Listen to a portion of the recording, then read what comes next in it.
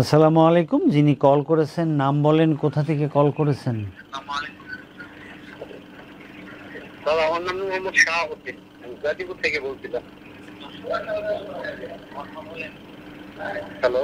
হ্যাঁ জি, গাজীপুর থেকে বলছেন শাহাব উদ্দিন, অন্য কোনো নাম নাই? জি শাহাব উদ্দিন বলেন, বয়স কত আপনার? হ্যালো, শাহাব উদ্দিন আপনার বয়স কত? আমার বয়স 36। বয়স 37। আপনার কষ্ট কি? আমার স্যার আমি প্রায় 2 মাস আগে কোমরে ব্যথা পাইছিলাম, একটা ভারী জিনিস থেকে। কয় মাস আগে? 2 মাস আগে। 2 মাস আগে আপনার কোমরে ব্যথা। এখন স্যার সেই ব্যথাটা আপনার এই পায়ের নিচের মাংসটার মধ্যে দাঁড়ায় থাকতে পারি না। কোন পায়ে? বাম পায়ে। আপনি এটা দাঁড়ায় থাকলে কামড়ায়, বসে থাকলে? বসে থাকলে তেমন লাগে না, কিন্তু দাঁড়ায় বা হাঁটাচলা করলে বাম পায়ের যে মাংসটা নিচে ওইখানে প্রচুর ব্যথা করে, কামড়ায়। ভালো হবেন ইনশাআল্লাহ। আল্লাহ পাক ভালো করে দেবেন শাহাবুদ্দিন আপনাকে। আপনি বিছানায় শুয়ে পড়েন। জি স্যার। আপনার বাম পাকে একটা, আপনি কি আমাকে দেখতে পাচ্ছেন এখন? জি স্যার, দেখতেছি। হ্যাঁ, আপনাকে আমরা একটা ভিডিও দিচ্ছি, আপনি ভিডিওটা দেখেন।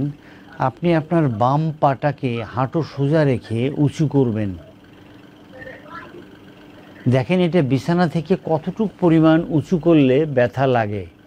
মানে বিছানায় পা আছে, বাম পা, আস্তে আস্তে উঁচু করলে আমার কোনো জায়গায় পেইন হয় না। হয় না? আচ্ছা, ফাইন, গুড, রাখেন। এখন আপনি আপনার বাম পায়ের গোড়ালি ডান হাঁটুর উপরে রাখেন। বাম পায়ের গোড়ালি ডান হাঁটুতে রাখেন।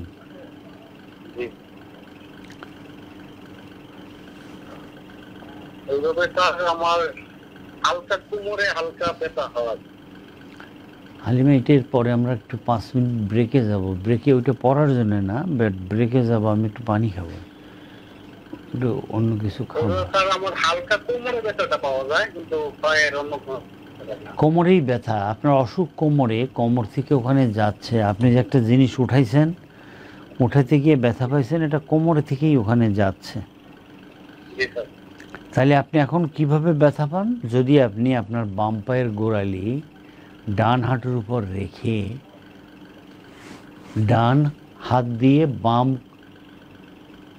হাঁটুকে আপনার ডান শোল্ডারের দিকে টানলে ব্যথা পান, যেখানে মানি ব্যাগ রাখেন, তাই তো? হ্যাঁ হ্যাঁ হ্যাঁ, হালকা কোমরে ব্যথাটা পাওয়া যায়। ওকে,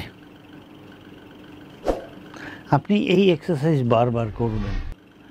আপনি এক্সারসাইজ করার পূর্বে আপনি এটা তৈরি করবেন, 1 পোয়া নারকেলের তেল, তার মধ্যে 20 কোয়া রসুন দেবেন, কেটে অথবা ছেঁচে দিয়ে এটাকে গরম করবেন, জাল করবেন। যখন রসুনগুলো লাল লাল হবে তখন একটা বাটির মধ্যে ঢেলে রাখেন।